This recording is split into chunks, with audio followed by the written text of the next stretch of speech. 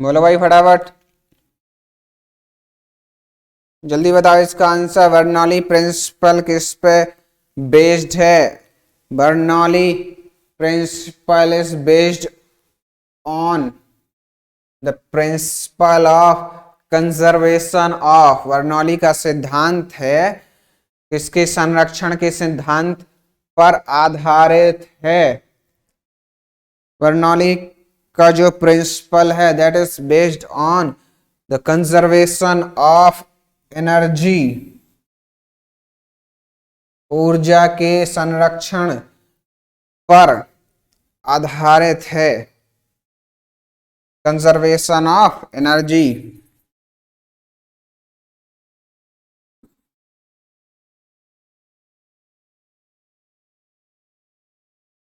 Conservation of energy. और conservation of energy क्या होता है? Energy can neither be created nor it can be destroyed, it can only be transferred from one form to another. ऊर्जा को ना तो नष्ट किया जा सकता है ना ही उसको उत्पन्न किया जा सकता है। ऊर्जा को सिर्फ एक फॉर्म से दूसरे फॉर्म में परिवर्तित किया जा सकता है। यही है आपका क्या? कंजर्वेशन ऑफ एनर्जी का प्रिंसिपल, या फिर कह लें कि लॉ। ठीक है, तो आपका ये सी ऑप्शन करेक्ट हो जाएगा इसका। ठीक है, हाँ ठीक है। फ्लूइड मैकेनिक्स में 3 फॉर्म्स ऑफ एनर्जी एग्जिस्ट करती हैं। प्रेशर एनर्जी,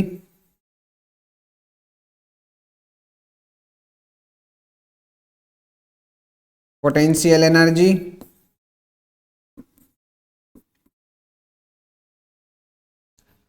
और काइनेटिक।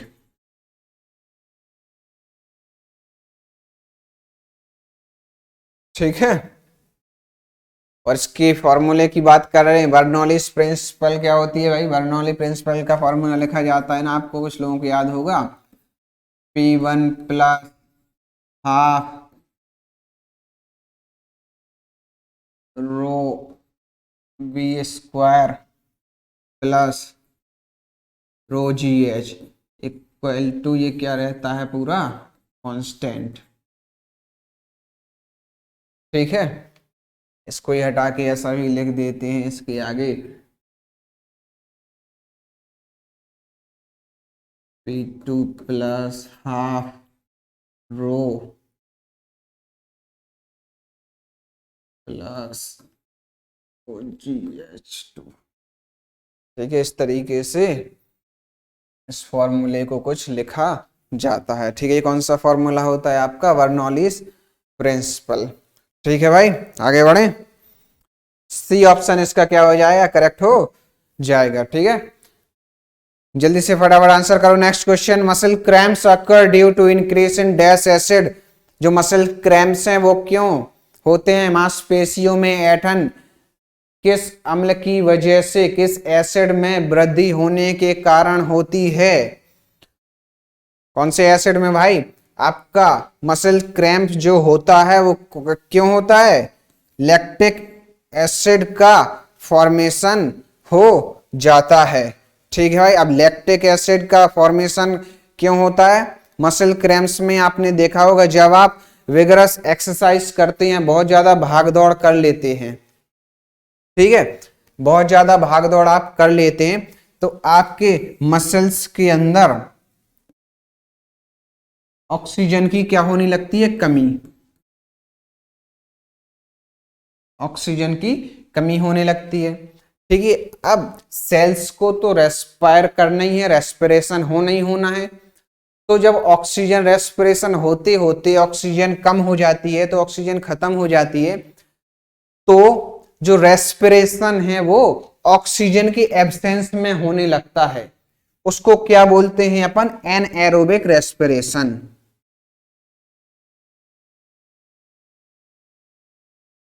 कौन सा रेस्पिरेशन? Anaerobic respiration. ठीक है, एनएरोबिक रेस्पिरेशन जब होने लगता है तो उसी के रिजल्ट में आपके मसल्स में लैक्टिक एसिड का फॉर्मेशन होने लगता है। किसका फॉर्मेशन होने लगता है भाई? लैक्टिक एसिड का फॉर्मेशन होने लगता है। ठीक है, तो muscle cramps occur due to increase in lactic acid. ठीक है भाई, तो इसका ये बी ऑप्शन, सेकंड ऑप्शन आपका क्या हो जाएगा, करेक्ट हो जाएगा। ठीक है भाई, क्लियर है, इज दैट ओके, डन। देखो भाई नेक्स्ट क्वेश्चन फटाफट। The outer covering of brain is covered with, जो आपकी ब्रेन की मस्तिष्क का बाहरी आवरण किससे ढका हुआ होता है, किससे ढका हुआ होता है भाई, ड्यूरा मैटर से। जो आउटर कवरिंग आपके ब्रेन की होती है उसको क्या बोलते हैं भाई, ड्यूरा मैटर उसको बोलते हैं। ठीक है भाई, क्या बोलते हैं उसको, dura mater. Next, fuse wire is made of N alloy of, है ना, फ्यूज का जो तार होता है डैश के मिश्र धातु से बने हुए होते हैं। अब देखो भाई फ्यूज, पहले तो ये समझना पड़ेगा कि फ्यूज आपका क्यों लगाया जाता है, क्यों बनाया जाता है। फ्यूज में इसलिए बनाया जाता है ताकि अगर बाई चांस इलेक्ट्रिक सप्लाई या इलेक्ट्रिक वोल्टेज पावर जो है अचानक से बहुत ज्यादा बढ़ जाए तो जो आपके इलेक्ट्रिक सर्किट से वो डैमेज हो सकते हैं, बल्ब डैमेज हो सकते हैं, बहुत ज्यादा आग लग सकती है शॉर्ट सर्किट की वजह से, या नुकसान हो सकता है। तो फ्यूज का वायर इसीलिए लगाया जाता है ताकि कनेक्शन सप्लाई कट करने के लिए ना, अचानक से क्या हो जाती है, फ्यूज जल जाता है ना, फ्यूज जल जाता है तो इलेक्ट्रिक सप्लाई बंद हो जाती है, लाइट चली जाती है। ठीक है, तो फ्यूज का वायर इसलिए लगाया जाता है ताकि वो वायर जल जाए, फ्यूज जल जाए। उसके लिए करंट में क्या होता है, हीटिंग इफेक्ट होता है।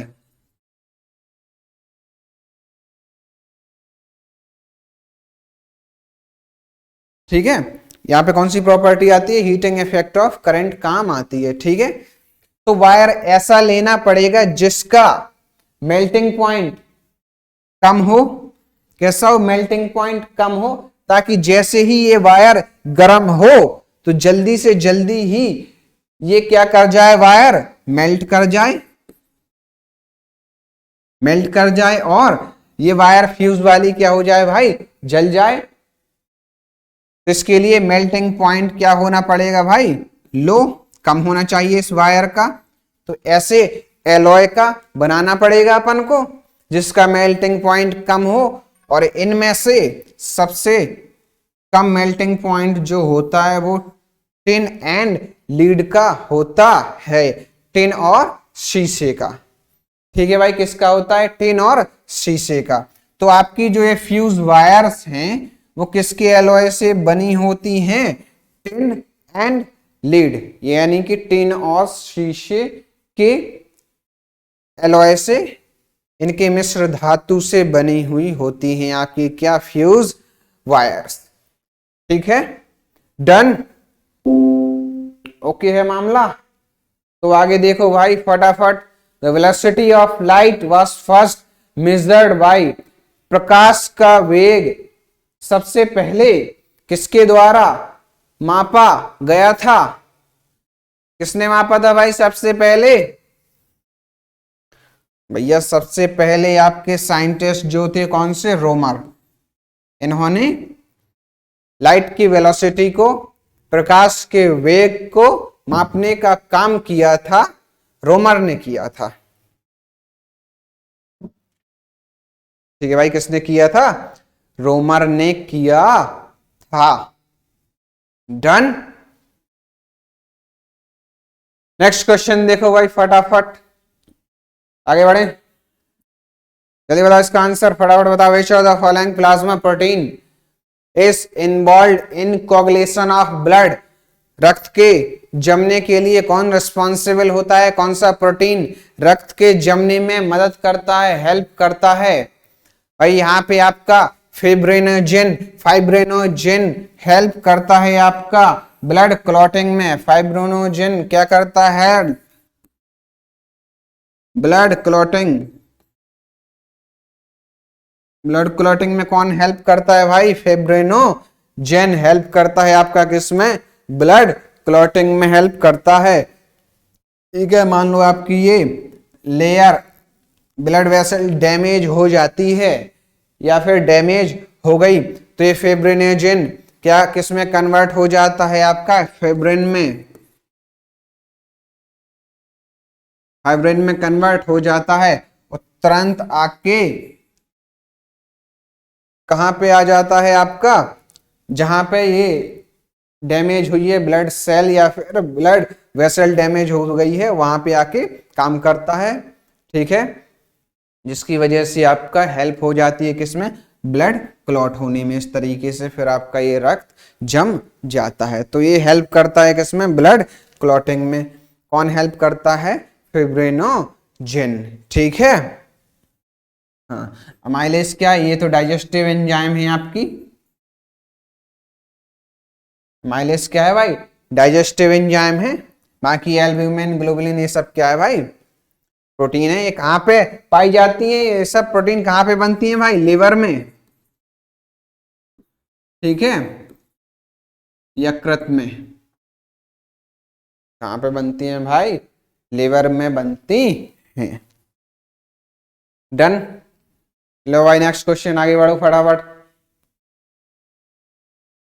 आंसर करो इसका। Glisten capsule is seen in, glisten capsule कहां पाया जाता है या कहां देखा गया है, कहां पाया जाता है भाई ग्लिसन कैप्सूल, पता क्या होता है,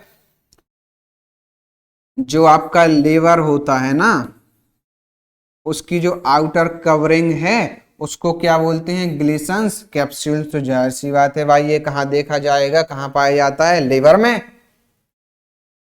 ठीक है भाई, तो आपका करेक्ट ऑप्शन क्या हो जाएगा इसका, लिवर हो जाएगा। ग्लिसन्स कैप्सूल किसको बोलते हैं भाई, लिवर की आउटर मोस्ट कवरिंग को क्या बोलते हैं भाई, ग्लिसन्स कैप्सूल बोलते हैं। ठीक है, ये आपको सामने में लिवर का डायग्राम दिखाई दे रहा होगा। ठीक है, इसकी आउटर मोस्ट कवरिंग को क्या बोलते हैं, ग्लिसन्स कैप्सूल बोलते हैं।